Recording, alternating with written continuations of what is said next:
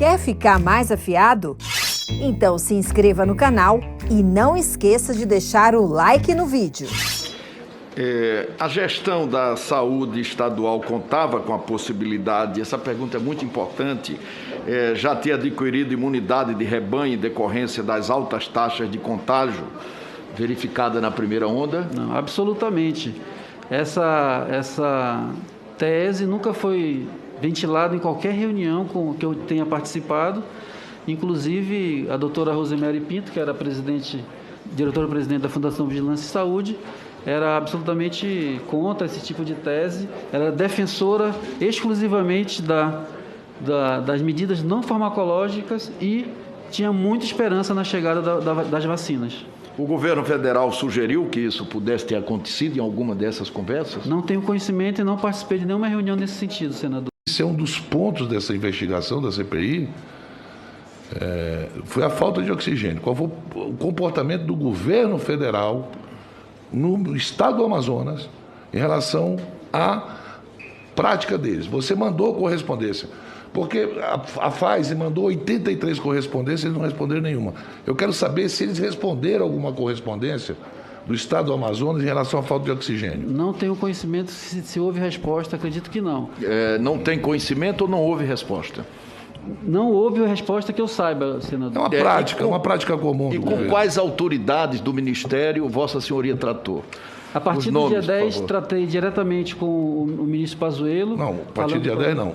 Você diz dia 7. Dia 7 com o ministro Pazuello e depois mandamos ofício para o Comando Militar da Amazônia. E por outro meio de comunicação, telefone, não falou com ninguém? Não, por outro meio de comunicação não, porque a programação da White Martins estava para o dia 9, sábado. Como não houve a confirmação, nós enviamos ofícios ao Ministério da Saúde, via Comitê de Crise, enviamos ofício no dia 9, no dia 11, no dia 12, no dia 13. Ao ministro? Ao Ministério da Saúde. Ao ministro? Ao Ministério? Ao ministro. Ao ministro. E quais foram as atividades desenvolvidas pelo ministro junto à Secretaria de Estado? O que é que ele encaminhou em função Ele não respondeu, mas encaminhou alguma coisa? Bom, no contato telefônico ele pediu para entrar em contato com o CMA dizendo que já havia uma pré-aprovação de um comando conjunto das Forças Armadas em relação a esse atendimento logístico. Isso foi feito, nós mandamos ofício no mesmo dia para o Comando Militar da Amazônia.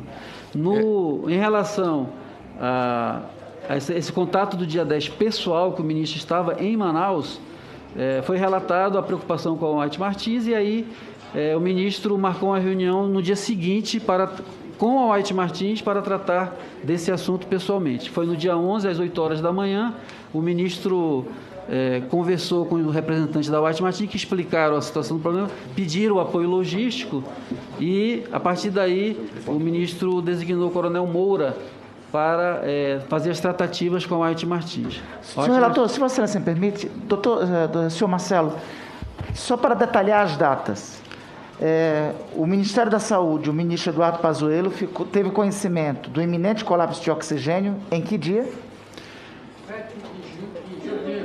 Sob apoio logístico no dia 7 e no dia 10. Mas desculpa, de oxigênio, vamos aqui ser precisos, porque o secretário afirma que havia o compromisso da White Martins de entregar uma carga de 52 mil metros cúbicos na segunda-feira. No sábado. No sábado. Portanto, não havia colapso caracterizado, porque a White Martins ia entregar a carga. Existia uma programação da White Martins. Vamos deixar eu só estou querendo o depoente responder. Não, precisamente quando não o Ministério colocar da Saúde palavras na boca do depoente. Não, estou perguntando. Mas ele pronuncia as palavras dele da própria boca, ele está pronunciando. Claro. Então vamos lá. Quando que o Ministério da Saúde tem conhecimento?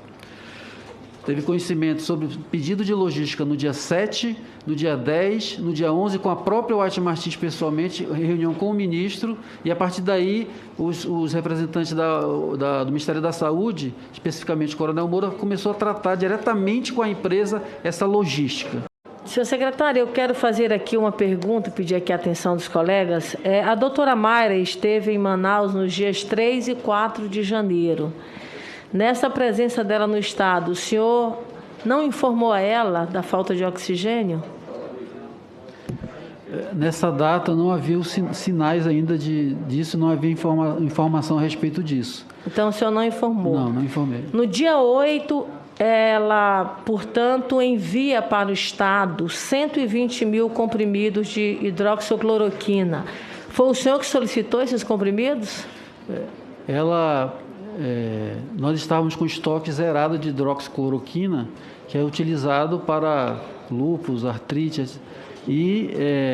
mas ela solicitou para dar seguimento à distribuição às prefeituras do Estado. De lúpus e artrite, ela não solicitou, não fez atendimento para a Covid. Ela não falou isso, que eu estou falando aqui. Era para o tratamento de Covid, mas o que eu estou dizendo é que a hidroxicloroquina é um medicamento que nós utilizamos para outras causas. E nós estávamos com nossos estoques zerados. Ou seja, nesse momento a sua prioridade foi pedir cloroquina, é isso? Não, hidroxicloroquina, pedido para distribuição às prefeituras. A prioridade não foi essa. Havia muitas prioridades nesse momento. Ou seja, o senhor não pediu oxigênio, o senhor pediu a hidroxicloroquina. Não, pedimos oxigênio sempre. Eu acabei de falar... Mas o senhor pediu para ela dia 3 e dia 4, nos dias que ela estava lá? Não, o senhor informou para ela a necessidade? Só no dia 7, senadora, que a gente soube da dificuldade logística da White Martins em trazer oxigênio. E aí nós começamos a tomar imediatamente as providências. Mas no dia 8 chega a 120 mil comprimidos, e veja bem... o senhor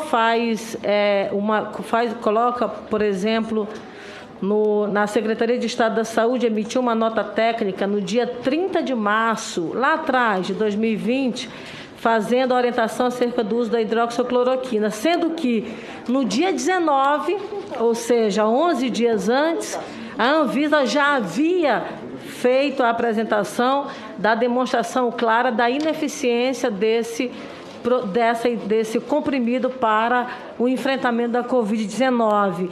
O senhor fez isso tendo conhecimento da informação da Anvisa? Não, a nota técnica não foi elaborada por mim, eu não era secretário nessa época. Mas o senhor teve conhecimento? Da nota técnica? Sim, porque aqui mais na frente, um ano depois, basicamente, o senhor continua, na verdade, com esse mesmo atendimento, dando prioridade em relação a esse comprimido. Não, eu não dei. Na rede estadual não faz atendimento precoce, não trabalhava o uso orientava o uso da hidroxicloroquina ou cloroquina para atendimento Covid.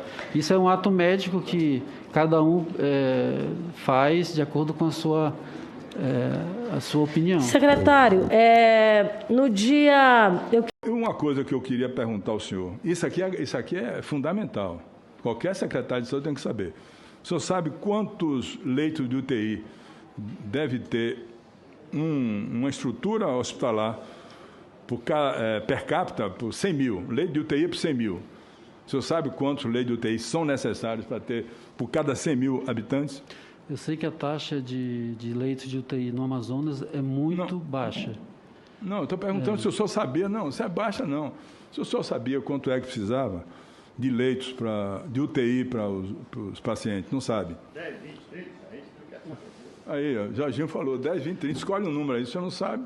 Joga uma mega sena aí para ver se o senhor acerta. Não sabe. Não sabe nada. O senhor está errado e o senhor governador mais errado ainda, de nomear um engenheiro para ser secretário de saúde do Estado do Amazonas. A mesma irresponsabilidade cometeu o presidente da República, que nomeou um general que não conhecia o que era o SUS, a rede do SUS. Ele não conhecia, disse textualmente que não conhecia. Quando eu perguntei ele aí as coisas, ele respondia que não sabia. Não sabia porque não queria agredir a ciência e a medicina. Então, o senhor vê que o senhor fez uma coisa errada, equivocada. O senhor é muito culpado por isso, pode ter certeza absoluta. Como aceitar, sendo secretário de saúde, que é a maior autoridade sanitária do Estado, a imposição de um tratamento que o senhor não concorda? Como aceitar fazer o teste, a fase pré-clínica no povo de Manaus? O maior crime é esse, é fazer a fase pré-clínica, que se faz in vitro ou em camundongo, mas fizeram com o povo de Manaus. Deixa disseminar a doença, deixa contaminar, vai morrer 3, 4% dos contaminados, é pouca coisa. Já morreram quantos lá, secretário? Quantas mil pessoas morreram lá? Mais de 13 mil. 13.800, quase 14 mil pessoas. A letalidade altíssima para o número de infectados. Infectaram 395 mil amazonenses, morreram 14 mil amazonenses, uma taxa de letalidade altíssima. Uma cidade de 14 mil habitantes no seu estado desapareceu do mapa. Tempo já na cadeia, por conta de uma prisão temporária, tem um certo receio em se posicionar, eu entendo. Mas é muito importante que o senhor se coloque da forma mais precisa e absoluta de acordo com a verdade. Então, é muito clara a ação do Ministério da Saúde que não foi no sentido que o senhor descreve. E ainda assim o senhor persiste, já vamos em horas de depoimento, o senhor persiste na mesma narrativa de que o Ministério da Saúde tem um plano nacional de defesa, de combate à pandemia e que Amazonas e o Brasil estavam seguindo essas medidas não farmacológicas, não estavam encaminhando para tratamento precoce, não estavam defendendo medicamentos que não têm eficácia comprovada pela ciência, não estavam defendendo a utilização do aplicativo para diagnóstico imediato. Qual é a realidade? A realidade é que nós sempre defendemos as medidas não farmacológicas no governo do Amazonas. E também sempre há diversos decretos do governador impondo restrições ao longo da pandemia. Essas restrições, evidentemente, quando o número de contaminação arrefece, você vai fazendo a flexibilização para apoiar a economia. Porém, sempre defendemos as medidas não farmacológicas, como o senhor citou aí, da utilização de máscaras e outras medidas. Senhor presidente, infelizmente, a única medida não farmacológica que funcionou no Amazonas foi cadeia mesmo. Eu agradeço pelo espaço. Então, eu não sei se eu fico constrangida, sinceramente, eu estou me sentindo constrangida e, ao mesmo tempo, também não sei se eu parabenizo o senhor secretário pela calma dele. Foi até agora o depoente mais calmo que esteve aqui. Não sei se o senhor toma um floralzinho, alguma coisa, o senhor deve estar... Eu estou impressionada. Ou eu não sei se é frieza, porque eu não consigo ficar fria diante dessa situação. Eu não consigo ficar calma diante dessa situação, principalmente o meu estado, eu estou sentindo na pele, está em colapso nesse momento e nós estávamos no pico da vacinação. Desejo que ninguém mais passe por isso, mas infelizmente o que nós temos visto eu não sei a que ponto nós vamos chegar, mas assim, a covardia, não sei quem disse, é a mãe da crueldade. O senhor é engenheiro, deve ter aptidões para ser um bom engenheiro, mas como secretário o senhor foi muito mal. O senhor foi muito mal. O senhor não contribuiu para com a pandemia. O senhor não tem muita segurança no que fala. O senhor, talvez para não se comprometer, foi uma lástima. A sua gestão, o senhor era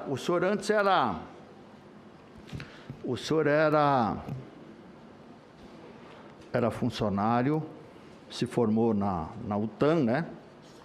Depois o senhor teve na secretaria o cargo de gestão, né? Para ocupar o cargo de gestão na secretaria, foi exonerado, muito bem. O senhor teve na secretaria de executiva, né? E agora, como secretário de saúde, eu quero lamentar, tomara que isso sirva de lição para que o povo do Amazonas, e como disse o senador Renan, se o senhor tivesse conseguido trazer um pouco mais de luz para os compartimentos que não veio. Está tudo no escuro ainda, está tudo no escuro, né?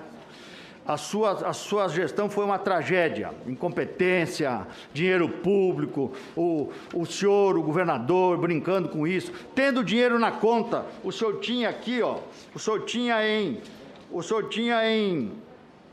em 2020, no final, 478 milhões, secretário. Então não faltou dinheiro, o que faltou foi ação, o que faltou foi os senhores ter planejamento. Foi a população ou o governador do estado?